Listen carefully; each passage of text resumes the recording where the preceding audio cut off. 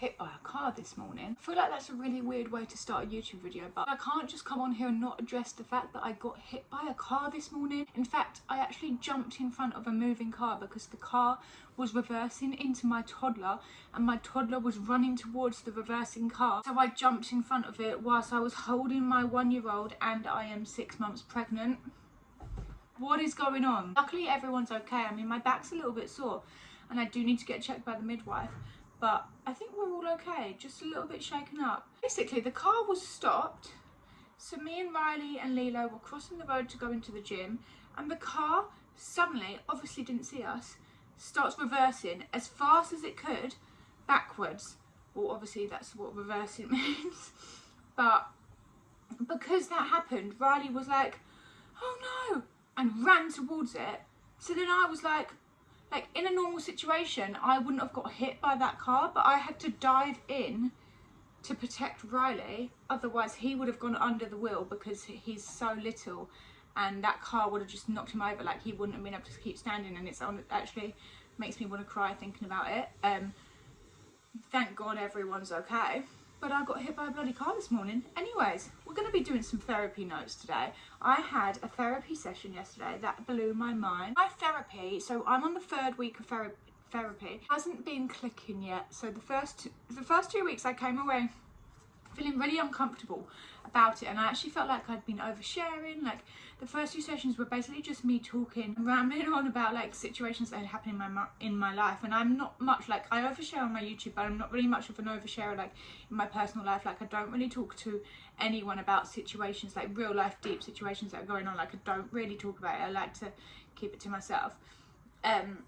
So I really came away feeling like I had overshared to the therapist, and I just felt really weird and uncomfortable, but I kept at it because this girl that I know goes to this therapist. I think I spoke about her before, Molly, and she said no, it's like so good, like it's literally like magic. So I've kept going and I've seen the magic, and we're going to talk about it. So we're going to be talking about boundaries today. Boundaries, people pleasing, all of that good stuff. Obviously, I have written all of my notes in here, and this is going to change someone's life. Like, this is good stuff. So when it comes to setting boundaries, there are 3 different characters. You have aggressive, you have assertive, and you have passive. Now, aggressive would be even just from saying the word you in a situation, like you did this, you did that, all the way up until being physically aggressive, being verbally aggressive, like mentally aggressive. So that's where it varies from, like down, all the way down to just saying you did this, you did that. Assertive is the one that we want to be in. So assertive would be saying, I felt this way, I was upset by this, I, and it's using absolute no use of the word you. Cut you out of your vocabulary. Oh, I can't think, I can't talk. Cut you out of your vocabulary. Then passive is actually the one that I am. So passive is knowing that something is wrong and keeping quiet, like hush hush, I'm not going to say a single thing about this, like there's no way that I'm saying it. So then obviously we all know what passive aggressive is. So passive aggressive is when you're not going to say anything, but you're still like acting out aggressively by like making little digs and things like that. But yeah, so we want to be in the assertive, we want to be clear with what we're saying, and we want to be taking full responsibility of our feelings and of our own actions. Basically just owning the situation, making the situation yours, like focusing on your own inner self rather than focusing on other people. So like when you're in the aggressive, you're focusing on what they did, like what other people did is none of your business. So we want to be in the assertive, we want to be focusing on what we feel and what we've done, because that's the only thing that in this life that you can control ultimately. Now all of these are going to make sense at the end, like once you've watched this whole video, but I just want to touch on people pleasing. So people pleasing are the people who are in the passive character. So I do a lot of people pleasing. Now this is going to blow your mind because it blew my mind, but people tend to think that people pleasing is a good thing. People pleasing is you're just trying to be kind, you're just trying to be nice, like you just don't want to upset anyone. Like that's what I thought I was doing. And as a society, we are actually conditioned to people please. This, like, society wants us to be people pleasers, wants us to make other people happy. But this is a bit that blew my mind when she told it to me. I needed her to tell it to me a few times, and I had to write it down before I really grasped the concept of it. But people pleasing has a really, really dark side to it. So people pleasing is actually manipulation and trying to control a situation. First of all, people pleasing is lying and being dishonest. So when you're being a people pleaser, you're saying, oh yeah, no, that's fine. It's not fine. Like, the situation, you don't feel fine about it. So you are lying and you are being dishonest to somebody, which is not helpful in anyone's situation. It doesn't make you feel good, and it doesn't make them feel good. So the way that it is manipulation and trying to control a situation is because you're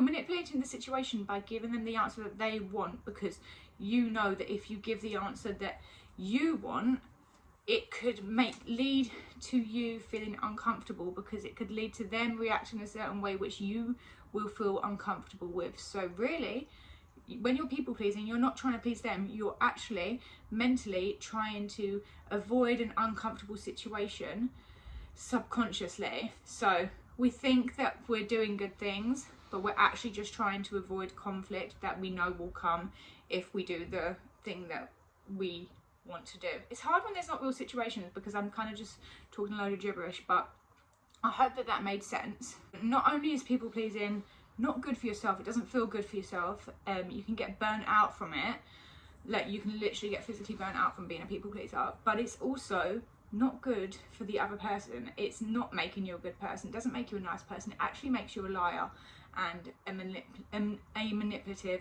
person. With all of that said, I want to touch on boundaries.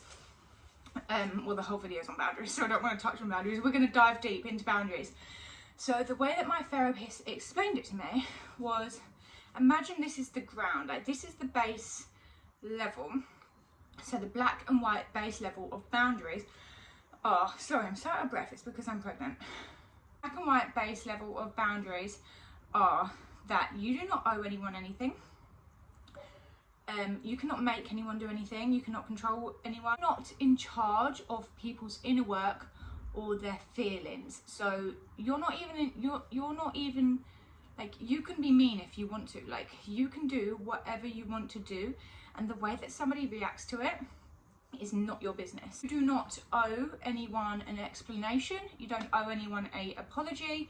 You don't owe anyone anything, unless of course this is not saying like if you've got children then you are responsible for your children up until they turn 18, but you're not responsible for anyone in your life other than your children if you have children. And the same applies for everybody, so the same rules for everybody. No one owes you anything, and you don't owe anyone anything either. As soon as you start setting boundaries with toxic people, this is when they don't like it, and then whatever their toxic style or toxic behavior is, so some people react with rage, some people do like the silent treatment, some people, like, I don't know, everyone's got different styles of the way that they react, like when they're toxic.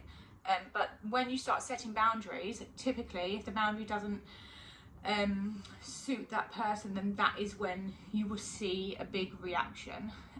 When somebody is not toxic, that person might not understand the boundary, they might not agree with the boundary, but they will respect the boundary, and they're not going to kick off, they're not going to cause a scene, they're not going to try and control the situation. So when you are toxic, then you are basically trying to control the situation, and that's when you have like either these outbursts of rage, or like trying to manipulate someone by like being silent, or whatever technique that they're trying to do is because they're trying to control the situation. But obviously you can't control what other people do. In therapy, when we're setting boundaries, it's really important to find out what your boundary is, and then when you set it, you need to stick to it. So this is what we practice in therapy. We set boundaries, and then we stick to the boundaries. So even when all of this uproar is going on, say for instance the person's someone that rages, so you've set a boundary, now they're kicking off, they're shouting, they're screaming, they're calling you names, they're punching things, whatever, this is when you stick. This is just the most important thing. You need to build trust with yourself, you need to stick, and you need to not let that affect your boundary. You can't let that get inside your head. It's really important and interesting to know that when you are setting when you are setting a boundary with a toxic person, when you know that they're going to react in this way, because you're aware of it, because you've learned this through therapy, then that makes it easier to stick with your boundary, basically, because you're aware that this is going to happen. You know the cycle, and yeah, stick. When we start giving in after we've set a boundary, giving in to the person's toxic behavior, and basically like letting your guard down, that's when you start to feel really rubbish about a situation, because you lose trust in yourself ultimately. And when you lose trust in yourself, and when you're not confident, when you lose trust in yourself, you lose confidence in yourself, and it can really knock you down, because it can make you feel really rubbish. So yeah, it's really important to stick, and that's when you start sticking to your boundaries, that's when you're building up the trust, and your confidence will just grow. So even though you're in a really uncomfortable situation, this is when you grow the most. You don't grow when you're comfortable, you grow when you're uncomfortable. Usually the reason why people tend to go back and back to a toxic relationship is actually because our bodies are programmed to seek what they know. So if you've been in a toxic situation before, you know how it ends. Even if it doesn't end nicely, you know how it ends, you know the routine, you know that you do make it out at the end, whether it's like a really awful time or not. You know the process that it takes to get out at the end, and you know that you can get out at the end. Our bodies physically do not like the unknown, so we wouldn't, like if we was in a forest, we wouldn't walk down a path that we don't know where it leads to. We would actually choose the path that we do know where it leads to, even if when we're walking down that path there's like, you're going to encounter loads of like horrible things, but because you know what is at the end of that path, that's the path that you will most likely take. We tend to go back to things that we feel familiar with and that we feel are comfortable, because we as humans, we don't like to be outside of our comfort zone. So biologically, our bodies actually do not like in a biological sense, our bodies don't like to do things that we don't know, because we fear that it's going to be dangerous for us, and that's like linking back like way like years back. So that's actually like in human biology, which we don't like things that are unfamiliar, that we don't know. So that is why it's really hard to get out of a toxic situation, because you just keep going back, because you know how it ends. And that's like paired with the not trusting yourself from the setting boundaries and then breaking the boundaries because you, of the uproar, and you just feel so uncomfortable and you just want to keep the peace. That is like, that's another thing, like you lose the trust with yourself, so then you keep thinking that you're never going to get out of it, really. Another thing is when we're setting boundaries, so this is actually what I was doing when I was talking to my therapist, so I was saying, I need to just set this boundary and not feel guilty about it. And she was like, wait, hang on a second, like you're setting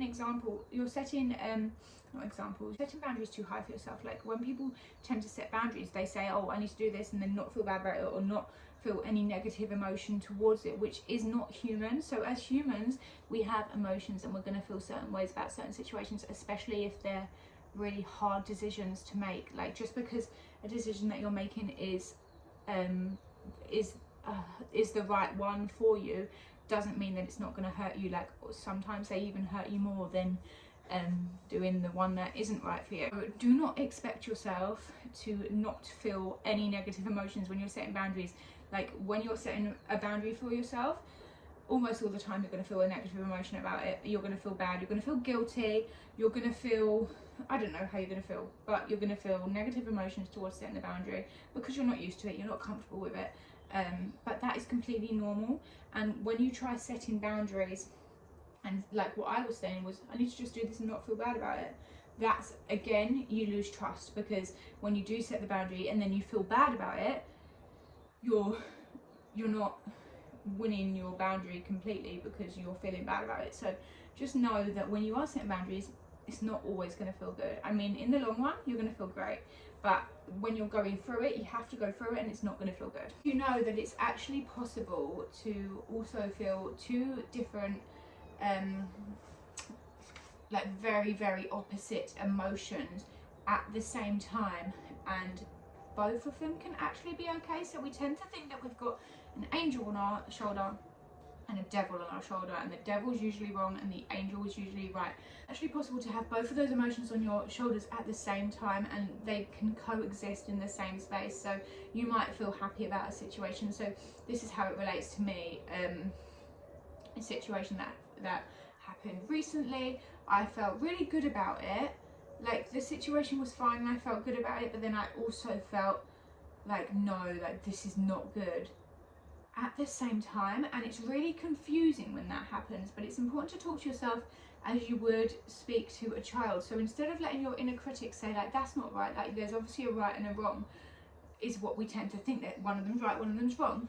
It's actually okay, like, to have both of the feelings at the same time. And instead of speaking to yourself badly, saying you're crazy, like one of them's wrong, one of them's right, like it's actually okay to speak to yourself and say, like, speak to yourself sort of as you would speak to a child and say, actually, like that must be really, really confusing, like be more about it, like what's, like you need to dive into these emotions that are feeling uncomfortable, and you really need to ask yourself, like, tell me more about it, like, yeah, I understand that must be so confusing. Basically just speak to yourself as you would speak to a child. When you're speaking about therapy, we talk about but I'm not a therapist, but you usually talk about, like, they call it part work. So there's different parts of you, so you can be speaking to the younger part of you, like, I don't know, 5-year-old you, and then maybe 10-year-old you, or you could be speaking to the happy part of you or the angry part of you. But it's just really important to actually speak to yourself with kindness, as if, like, make the parts of you physical different people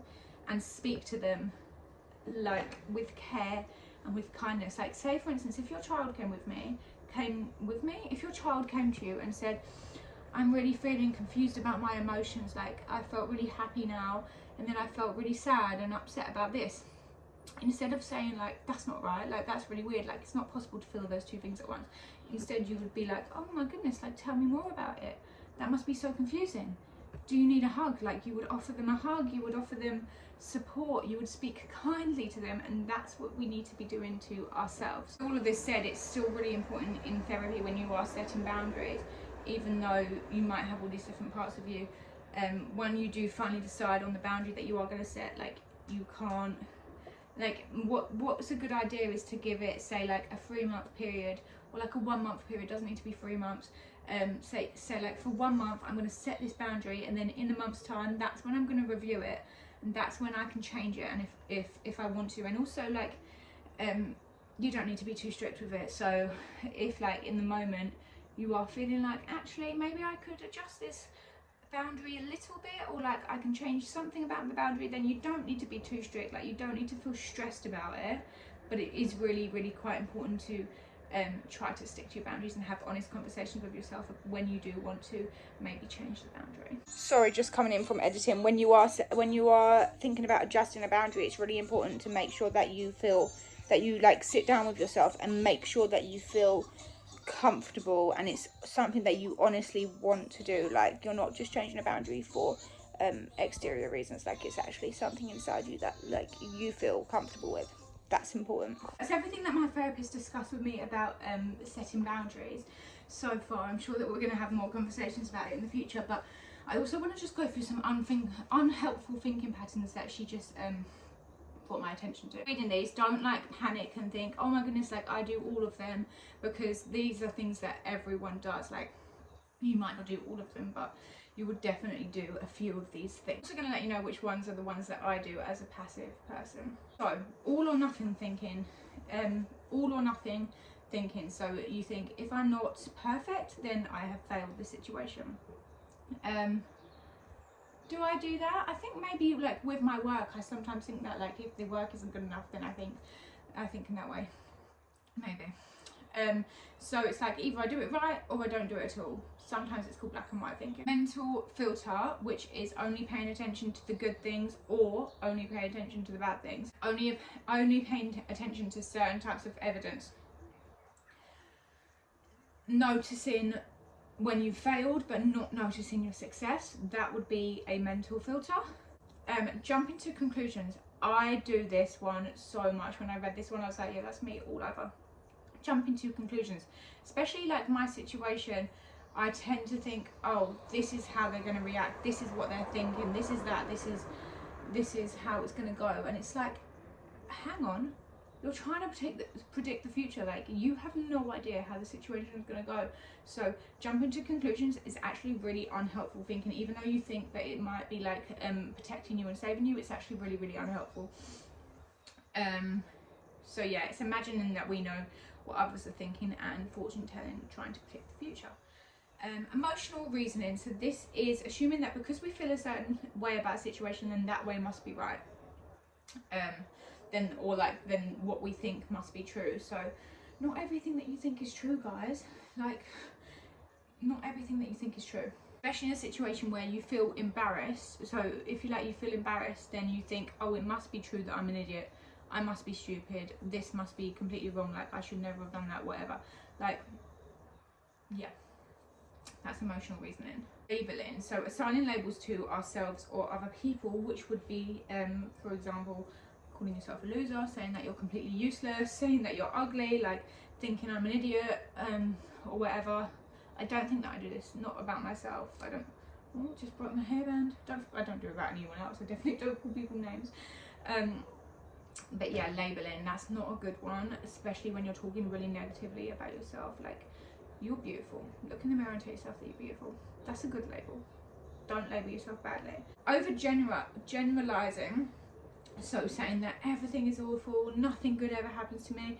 Personally, I don't do this because I would say that I'm a glass half full type of girl. Like, I'm very optimistic, but I've been around people that say everything's going so badly, like nothing goes right for me, and it's actually really quite offensive. Like, when good things are happening, it can make other people feel really, really rubbish. Like, especially if it's like quite big, monumental things that are going on in your life that are like really amazing, and it's like you're like hyper focusing on one bad thing. Like, say for example, you broke your phone. Oh my god, nothing good happens to me. What's the good in my life? Like, blah blah blah. That's not good. That's unhelpful. By the way, the name of these things is unhelpful thinking, because we don't want to put like a bad name on it. We just want you to be aware when you're doing it that, oh yeah, no, that's not helpful to me. That's not going to move me forward. What else have we got in this book? Magnification, catastrophification, or minimalization. So either blowing things completely out of proportion, or inappropriately shrinking something and making it not as important as it is. That's not helpful. So in a situation, sometimes this would happen in narcissistic relationships. So that's when we tend to see it a lot, when bad things happen and you go away and then you come back like an hour later or whatever, and you're like, oh, it wasn't that bad. Like, he only punched me in the face, it wasn't that bad. That's inappropriate minimalization. Like, that's not good. That's unhelpful. You need to. And then also blowing things completely out of proportion, like saying like, this is the worst thing in the world, when like really you just broke your phone. I'm just giving general examples that come into my mind. But yeah, right, using the word should or must. So using critical words like should or must, or like I ought to do this, can make us feel guilty and like we have already failed. So instead of saying like I should do this, like I should be doing that, you could say things like I could do that, or like, I don't know. I don't really know how to explain that one, but yeah, using the word should, must, or like I ought to do something, that can lead you to results in feeling like you've already failed in a situation, which obviously is not helpful. It's not going to make you grow. And the last one is saying that this is my fault, like blaming yourself for situations that have happened when they're actually not your fault. So like I said, you can't control what other people do. You're not in charge, you're not responsible of other people. Let's come back to the boundaries. Like, that's their inner work. The only thing that you are responsible for is yourself, what you're saying, how you're reacting, how you're feeling. That's the only thing that you're responsible for. Or on the opposite side would be blaming other people for something that was your own fault. So if I've done something terrible and I'm just completely saying that's not my fault, it's your fault, like, that's not helpful. That's not good. So yeah, that's everything that I'm going to be discussing today, and that's everything that I learned from my last week's therapy session, and that is a wrap. So yeah, I hope that you've learned something. Personally, it absolutely blew my mind, and I'm hoping that this has blown your mind as well, because it's just changed my whole perspective. And also, I actually got a chance to use these techniques like very shortly after. I had to save myself whilst I was like having a conversation, because I was just so like stressed about it. But I really like typed the message out in a way that felt like I was using the techniques, like I was using the assertive rather than the passive, and yeah, it felt uncomfortable, but it felt good, and I actually built some confidence in myself. So yeah, I hope that you've learned something, and I hope that you're going to implement what I have told you. If I learn anything good in my next therapy session, then I will come back and make another video. I hope that you enjoyed it. Thank you for watching. Love and appreciate you. Bye.